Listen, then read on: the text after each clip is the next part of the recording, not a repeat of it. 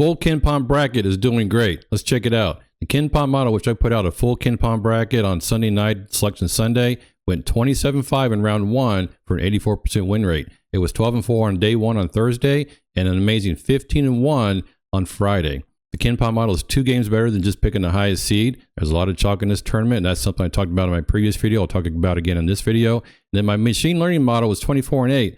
Not great, but it's holding its own, so I'm not too worried about this one as well. I put all of my brackets in the ESPN Bracket Challenge, and this is a full Kenpom bracket so far, 705,000, but it's in the 97.2 percentile, so it's doing great here on the ESPN Bracket Challenge.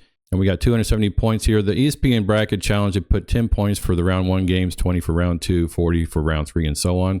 The full Kenpom bracket is doing great so far. Let's do a seed analysis for round 2. All the top 4 seeds making it through, all the 1s, 2s, 3s, and 4s. It's kind of rare that all of them make it through to round 2. But it's not rare for each of them, right, individually to win their round 1 matchup. But in the round 2, the 1 versus the 8, the 1 wins 80% of the time. And the 1 versus the 9, this bigger gap here, 91% of the time they beat the 9 seed. So watch out, Baylor and Creighton, Houston and Auburn are coming for you. And the 2 versus the 7, it's 66 to 34%. But the 2 versus the 10, 71 to 29%. So what I'm showing you here, the 9 seeds plus the double-digit seeds that pulled upsets in round 1. In round 2, that's where they go to die, right? So this is not something that you see. You don't see a lot of double-digit seeds make it to the Sweet 16. I know the North Carolina State Wolfpack made it to the Final Four last year, but again, that is very rare. So here we go with the 3 versus the 6, 70% to 30%. The 3 versus 11. Now, this is the one that kind of sticks out.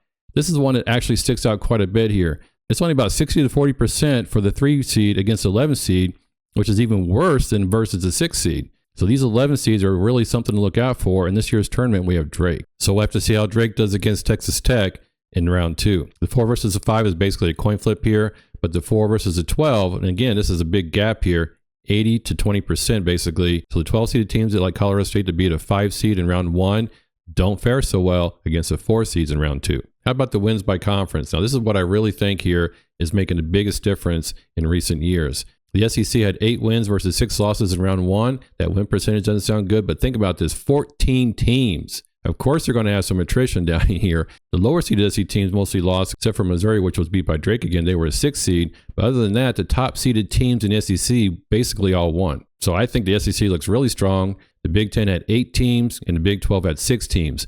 The Big East had 4 teams, and the ACC only has Duke left, right? All the other teams, North Carolina, Clemson, and Louisville, lost in round 1. Now look at this. The top 4 conferences here, 26 of the 32 teams in round 2, 81% of the teams come from these 4 conferences. This is where I think that the consolidation of the conferences is making a big difference. Those teams are fighting each other, sharpening their skills, right? When they come out against the mid-major teams, the conferences just have one team coming forward. I think by and large, they're going to continue to dominate them in round 1. So I'm not sure I really like that. I think it's kind of sad. I don't like seeing the smaller teams not have a chance in the NCAA tournament. I just think that's going to make a more dominant upper-level group of teams that are going to dominate the NCAA tournament in the future.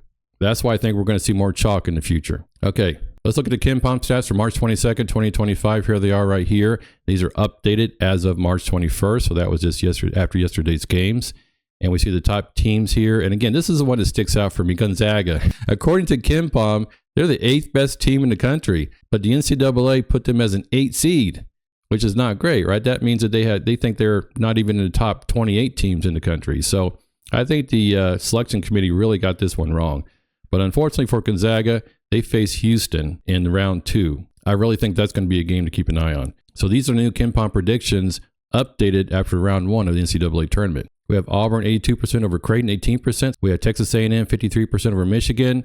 We have Iowa State 64% over Mississippi. We have Michigan State 76% to 24% for New Mexico. So we still have the top 4 seeds here in the South region, with Auburn beating Michigan State in the final.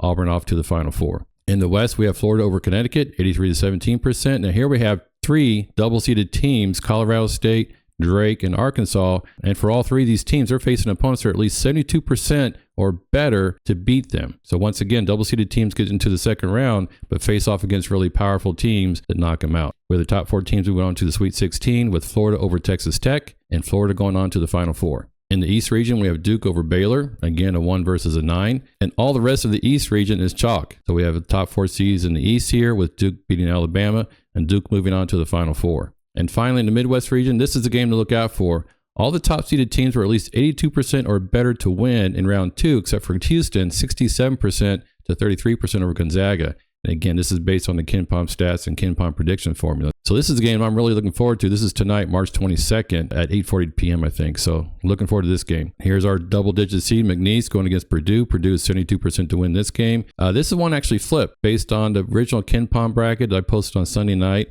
We have Illinois 51% to 49% over Kentucky. So that's interesting to see that. Then we have Tennessee over UCLA. We have the 1, 4, 6, and 2 seed in the Sweet 16. But the 1 and 2 going into the regional final, and Houston going to the Final Four. The Final Four now looks like this, the same 4 teams as before. The percentages are slightly different now because we have updated Kenpom data. And again, we have Duke winning the national championship for the full Kenpom bracket. Hope you enjoyed this video. I'll be doing updated stats and updated predictions between each round. Have a good one.